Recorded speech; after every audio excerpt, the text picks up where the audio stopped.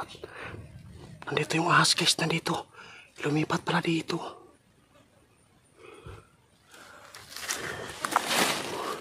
Ayan, nara guys, nandito yung ahas guys.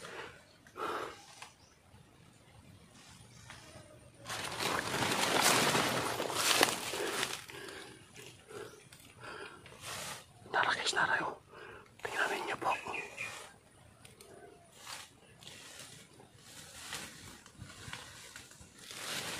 Patay na. Tuwara guys, tuwara. Asa ganyan yung katawan niya. Tuwara. Diyos ko po. Asa ganyan yung katawan niya. Guys, magandang hapon po. Balikan po natin yung binatilyo kung saan po biniktima po ng ahas. Ngayon meron po tayong mga dala po na bawang.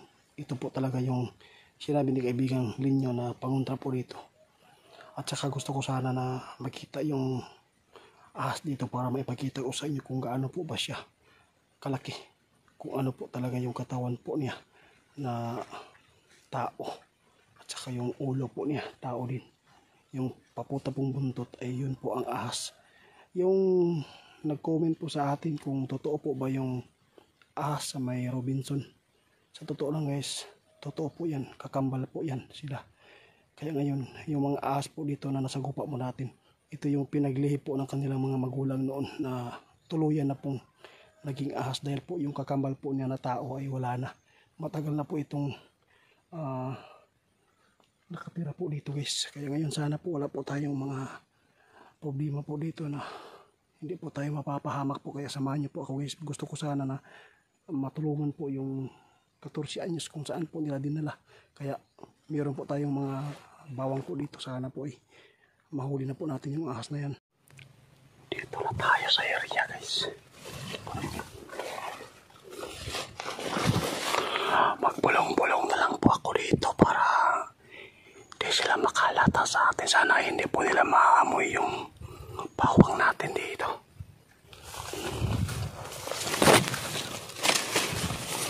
Balikan ko po yung sinasabi ko kanina na nag-intro po tayo. Yung ahas sa Robinson po ay totoo po yan.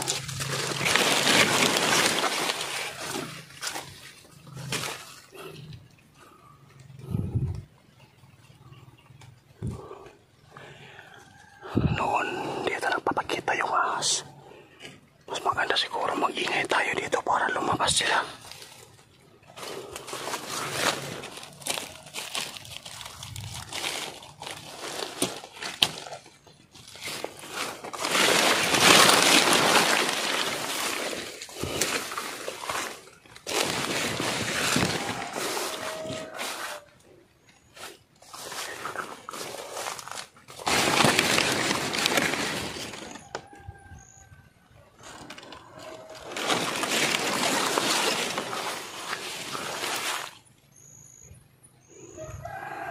Parang may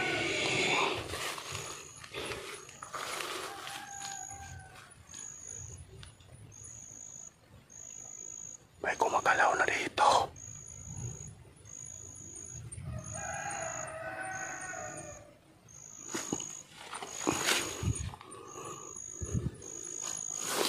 May butas pa dito.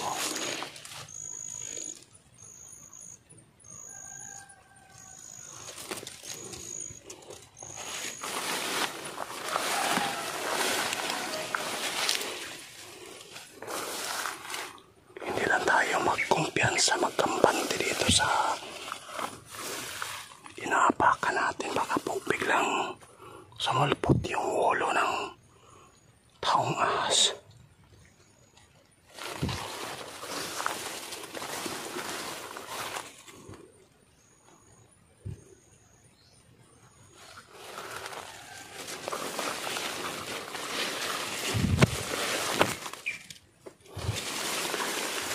Wala dito guys. Parang lumipat na sila dito. Umalis na yata. Nung nakita natin dito noon, dito po sila.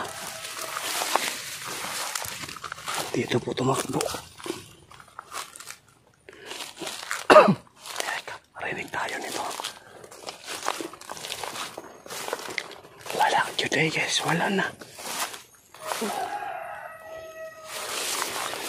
Dito po tumakbo. Tingnan po ninyo ang kanyang dinaanan po, yung ahas. Napakalaki yung ano, dinaanan po niya dito. Nangabali pa yung ano.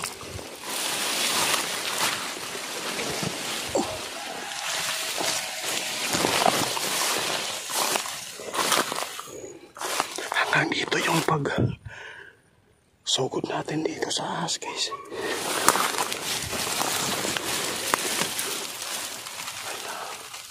Wala.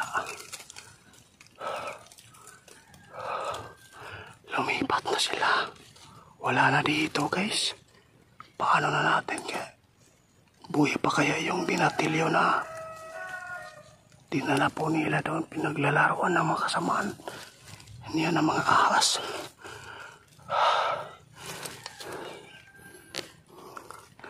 Wala guys, para lumipat na po yung kalaban natin dito na taong ahas. Sana po buhay pa yung 14 years old po dito.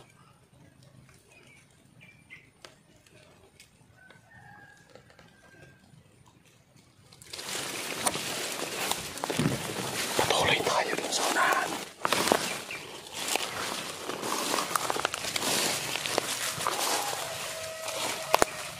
Dito natin nakikita to, no? Yung ahas na katawan po ng tao dito guys. Dito po nakita niyo yung tao.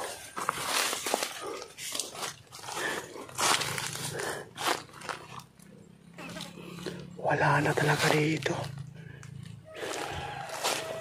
Wala, lumipat na.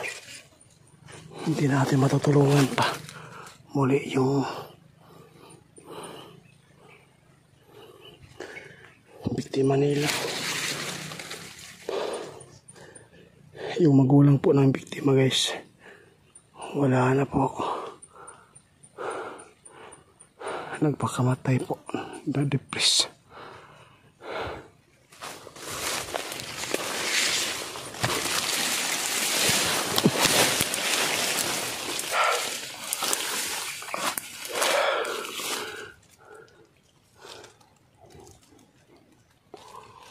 Wala na talaga.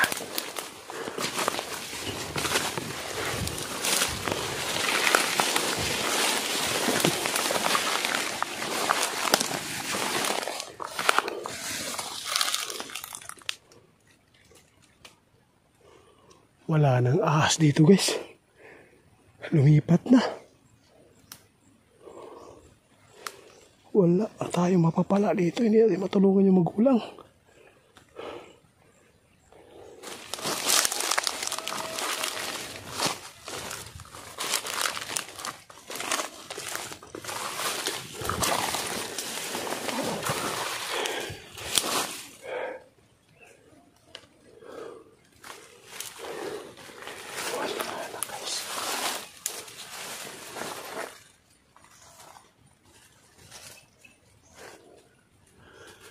Dito tayo guys. Lah.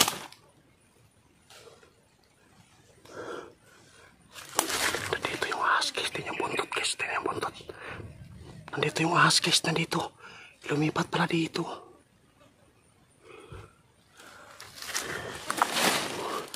Ayun, nara guys. Nandito yung ahas guys.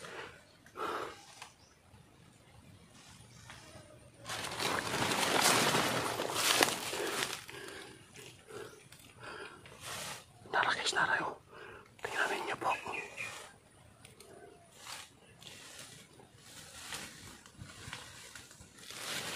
Patay na.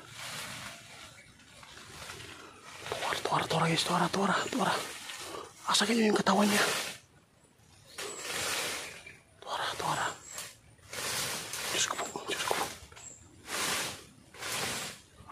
Asakin yung katawan niya.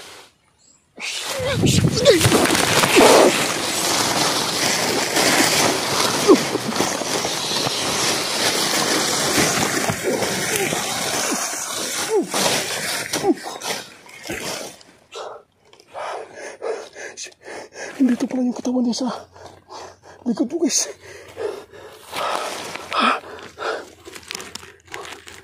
Nagisan ko ng bawang.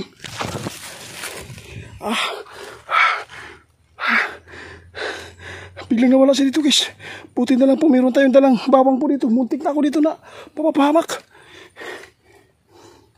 Kaya pala wala natin nakikita yung buong katawan po niyan. Dito pala yung napakataas po yung ahas na po to. Sobrang taas po yung ahas na to guys.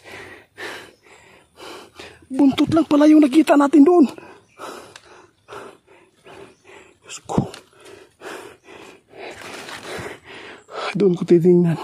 Kanina tinitingnan ko dito. Wala naman pong ulo po ng tao na ahas. Nang sinundan po natin dito yung buntot po niya. Yung ahas na nagumagapang po doon. Naipokus ko yung ano dito. Video guys. Pero bigla lang po siya umatake dito. Hindi po niya ako kinagat guys. Pero muntik na po akong sa Bisaya po guys. Gilikusan ko niya dito. Kung wala pang bawang dito guys, wala na. Tuluyan po tayong mapapahamak dito. Narinig ko guys. Wala na dali. Alam kong humihina po siya ngayon dahil po ay nalagyan ko po yung katawan po niya ng bawang.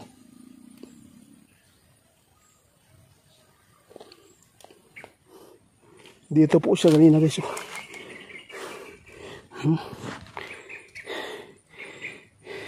Hindi po niya ako kinagat guys, kaya lang gilikusan lang ko niya sa iyang kuan. Buti na lang kung wala tayong dalang pangontra o bawang po. Iwan ko lang kung ano mangyayari po sa atin dito. Binabantayan ko po yung ano niya. Dito po nakalagay yung buntot po niya. Sobrang taas po. Hanggang doon. Nakita po natin yung paghapang. Pero yung ulo pala niya dito, yung karugtong po ng kanyang katawan, dito pala yung ulo. Napakadelikado itong eksplorasyon ito. Ito yung pinaka delikadong eksplorasyon natin na nagawa. Dapat po talaga magdala po tayo ng bawang po sa gubat kung kayo ay walang mga pangontra po na langis. Asan ka na? Sobrang demonyo mo talaga. Ahas. Alam kong humihina ka na. Baonin mo yung amoy ng bawang sa katawan mo. Diri guys, oh, tingnan nyo. Dito po siya, oh. Kanina nakita po natin doon yung ano, buntot niya. Pag ganun pala. Pag ganun. Binabantayan pala tayo, no? Yung ahas po guys, kung gaano man kalina yung paningin po natin sa tao o sa mga bagay po na makikita natin, pero sila kahit gaano pa karami pong nakaharang po sa kanilang nakikita pa rin niya tayo na yung clear po sa kanilang mata dahil po sobrang tulis po kanilang mga mata na tumingin po sa tao. Minsan po ay hindi po nila nakakalimutan yung tao na nakita po nila, kaya mag-ingat po tayo dito sa bawat pagpunta po sa mga gubat. Dapat pagdala po tayo ng ahos. Wala nang paramdam.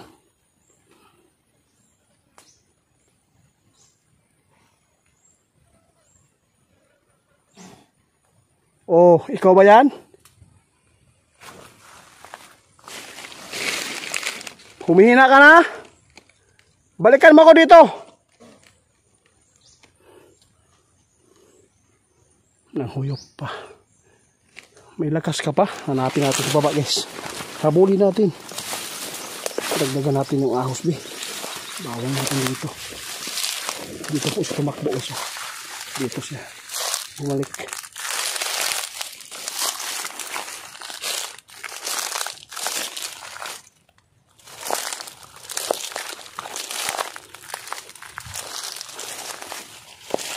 Dito siya, oh. Tingnan guys. Bumalik pa rin siya dito. Dito po siya tumakbo.